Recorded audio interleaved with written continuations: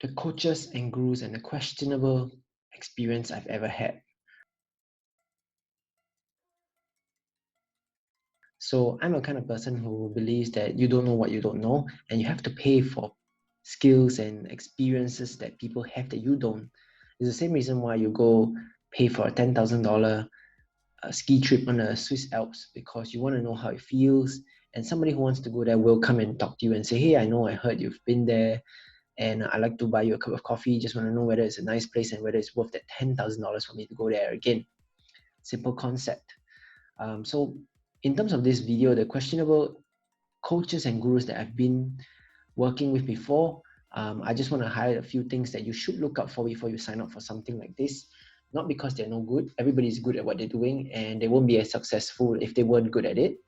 But there are certain things that they don't share with you, and it's not by any means their fault, but it's more like whether you have that ability to understand that they can't tell you everything, and they're in a position where whatever they have today is built on many people and a lot of supporting pillars instead of when they were in their early stages. So first up, the first thing I want to talk about is time and support. So for myself, I signed up for a very good and well-known podcaster to take up a course. It costed roughly around 4,000 USD, and it was an excellent course. It shows you all the execution steps. It shows you a whole list of a table in terms of an Excel sheet of what you have to do, what are things you have to hit on milestone, and what are the requirements you have in order to push out 8 weeks later as a graduate podcaster.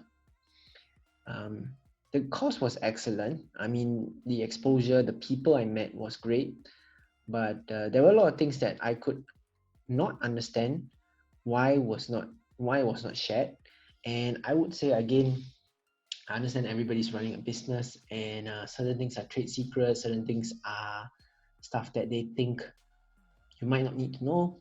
But for example, when you join the course, you are just told to take action on for the sake of taking action in some manner, and you might not know exactly what would be the end result or what is the initial result you're seeking per step of action, because in a way you're being churned through a washing machine, and after 8 weeks you graduate, and then the next batch of people come in after 8 weeks again to go through that same course of being churned through that washing machine.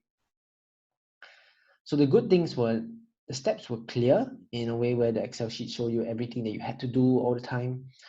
But for example, how to be a podcaster, simple things they don't show. And the simple things might actually be the most difficult things, or might be the most complex things that you might make mistakes in. And a lot of people have made mistakes in, which is simple things such as the equipment. So a lot of people who are starting out just keep buying and buying different kinds of equipment because they don't know what they don't know. They don't know what they need. They have 7 microphones, 6 lights, different mixers, and nobody knows the differences between what's a USB mixer versus a non-USB mixer, whether you have phantom power, no phantom power. These are stuff that they don't share, and I think it's actually very critical because you're actually wasting money and wasting resources if, let's just say, it's a full-time hustle for you. A lot of them also tell us that, oh, you can do this as a side hustle. You can build a stable income that could replace your job. I think the other thing that was not identified is what is your job and what is your income, for example, and what are you trying to replace? Why are you trying to replace it? And how much can you replace it? Because these guys are spending a lot more than you are spending. These guys are spending a lot more on infrastructure, resources, manpower, and equipment. Their equipment is probably nowhere close to the equipment that you're buying. Theirs will be 10 times the price and 10 times the quality that you're buying. And that's something they don't share. And I don't think there's enough time in the 8 weeks. The other thing is also that during the course, everything that's being churned through in terms of the coaching is very time critical. So I understand that as you get richer, more famous, you get more expensive. So your per hour cost goes up. But it also means that a lot of things that are covered are just repeated and repeated, rinsed and repeat, rinse and repeat. Everything they say, if you took the course 3 times in a cycle, you probably hear 3 times exactly the same. Everything is scripted. And not saying that there's no human touch to the product, but I would think that if you're going to bank all your life savings, let's just say for students or for working moms or for stay-home moms, to think that taking a course like this can change your entire lives, I think that's not very fair to them. Most of us, if we are taking a course just for self-improvement, just for self-learning, just for self-exploration, that's fine. But I mean, there might be people out there who are actually putting in everything they have for their next holiday just to take up this course with you, and they might be lost. And what's worse is they're wasting money on things that they don't know what they don't know about, buying equipment that they don't need or that's not suitable, um, and they're just going around in circles. The other thing is also the talk is all about take action and take action, but again, we don't know the reason why we're doing certain things. We don't know why we are just following their calls of action. We call it the CATs, the call to actions. Go do this, go do that. And though you trust it, you can effectively say 99% of the graduates of all these different courses don't become 99% as close to as successful as the person who coached them. And that says a lot, because it just shows that there are certain things that we don't know, and there are a lot of other things that we are not coached on. But well, here comes the other thing. The second thing I want to talk about is money. A lot of them talk about, I'm a believer that yes, you can start everything without money. I'm a firm believer in that, and I'm a person who's similar to that. I work harder to earn money before I even spend it. But again, I'm in a fortunate position compared to other people who might not have enough, and yet they're putting in everything they have to join this course, to do this Amazon FBA course, to do this real estate investment course, this stock trading guru one-off session, or this $50,000 mastermind of how to go from a 5-figure seller to a 7-figure seller. But a lot of them are not showing you that these all can't be done by one person. There's a lot of infrastructure to be invested into, and a lot of these 7-figure businesses are not making 7 figures back. They're having to spend high 6 figures, right, at the end of the day to make that 7 figures. So we can't just say, oh, I'll turn you single-handedly as a one-man machine into a 7-figure producer and you take home 7 figures. That's just not true. That's just false dreams.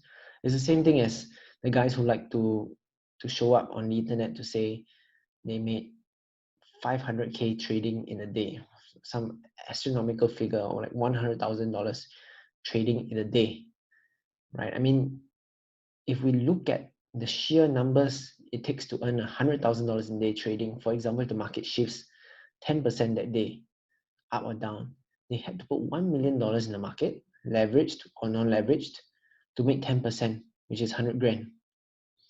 That's just insane. I mean, like, how do we sell that to the average stay-at-home mom, housewife, that they're going to be $100,000 up tomorrow and ask for 10,000 or 50,000 of their life savings to join us on this course? So there are a lot of things that are not being shared. I wouldn't say it's not being honest, but I would just say it's maybe something for you to assume, that they expect you to assume you might know, but yet it's hidden behind the lines. This part is something that I still can't wrap my head around. Online coaching and these gurus who say like you don't need anything, and whereas after you pay for the money, they start to tell you that, oh, I don't do this by myself, I got this person doing that for me, I've got this machine, I've got this assistant. And that's where slowly things come up and you realize that, oh, that 7-figure dream or that 6-figure dream is not something that you're going to achieve overnight, right? It might not be literal to you, but I don't think it should be also sold in that manner that, yeah, give us 2 weeks, we'll turn you into a multimillionaire. I don't think that's the way things work. So it was very literal for me because I've taken a couple of courses online, and the good one that gives me the best view is the podcast one because it was my first one. And as I said, there were a lot of things that you don't know about. You're buying equipment that you don't need.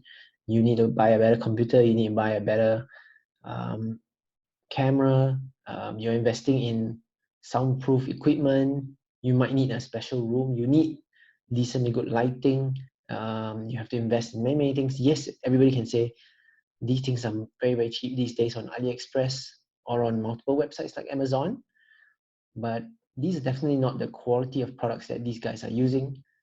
And I think what we're being sold on is exactly what we perceive that we can produce, which is the similar standards and level of theirs, which is obviously not the case. Right? I'm not trying to say that this is anything bad, but maybe it's just a perception thing that we are not being aware or they're not being upfront about. Now, the next thing that you'll be expecting from all these coaches, gurus, and masterminds is the upsell. And that's what all of them want to do. They want to funnel you into a system, they want to upsell you the product. And this has been brought up by a couple of guys on YouTube, such as CoffeeZilla, James Jani, who've been talking about the upsell. And this is very real. I mean, I've been through so many, and I've met people who've been on multiple masterminds as well, who spent the weekend in some luxury countryside with Robert Kiyosaki back in the day. And it was all in the upsell. So the upsell is that you get to hang out with this guy, you meet his friends, he'll let you take photos with him, you use that photographs as your first layer of marketing. I mean, all these guys do it all the time. They let you take a photograph, you want to get a signature, you use that as your first level of marketing. And I had the same opportunity with one of the gurus, and they were asking some like $2,000 for 5 minutes to have a chat. You videograph that whole chat, or you take a picture for 2,000 USD. That's just insane. That's a great upsell. That's manufacturing a scarce product of celebrity exposure. But again, I mean, I'm not thinking about myself, but I'm thinking about other people who already spend X amount of dollars on their course, who might be a stay-at-home mom, who might be a young student, who's giving up his college education or his 6 months part-time pay as a waiter or more than that to do this course. And he gets hit with this $2,000 cost just to take a photograph and do a short video for 5 minutes. We can sell it as an investment, and that's what they sell it as. Don't see it as a cost, see it as an investment. Don't see it as a liability to the business. See it as a coaching to the business. But we got to ask ourselves whether it ultimately helps you taking a photo. Does it get you that far? Depending on the product that you're trying to sell. And there are people even offering you to pay them X amount of dollars so that they can say they co-write a book with you. Is that going to help you that far? And is that even something that you think would be honorable to do? You know, the last thing I would tell you about that I couldn't really appreciate was the next thing, which is more upsell. Yeah, more upsell. So after selling a 50K mastermind, there might be even more things they want to sell you. So now they're going to try and sell you into a cult, sell you, for example, badges that they wear, events that they hang out, big gala events that they hang out at, and they're going to charge you more for that. They're going to charge you for private charters. They're going to charge you for even just hosting them in your country. Let's just say you become a franchisee of a program and you get to host them. You pay for all your fees and appearance cost for them to come in, and then they will earn back the cost for you in terms of revenue. And again, thinking from the people who are just sinking in more and more money when they don't have, any more left. They're trying to just swap their credit cards. They're trying to go into debt for their mentors, their heroes. That's not very, I would say, respectable to some extent. If you look at the other videos on YouTube, you understand. But there are these guys who, even if you are in debt, even if you don't have money to pay for these, they actually encourage you to go more into debt in order for you to feel motivated to get their help and to get out of that. How many of you would jump? They're waving their credit cards like they don't even know what the fuck they're buying. People I know that are in debt, people that I know who are starving, who haven't found jobs, and they're running to that table. One of these guys I knew that was struggling, he handed his credit card over to Dan Locke's lackeys, and he said, I'm praying that this goes through. And it didn't. It got declined. And he just melted on the floor. He was crying. And then another guy was like, I got declined too. He's like, man, if I could sell my soul right now, I would. Is Dan Locke a cult? Yes or no? Is High Ticket Closer a cult? Yes or no? Yes.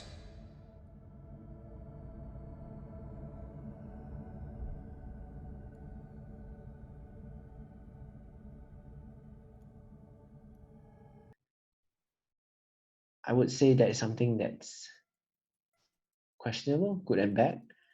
Sometimes people say it's having fire behind you, on your behind, actually helps you become more motivated to get something done. But it's probably not the most ethical way. I would say there could be better ways to do that. But I leave it as that.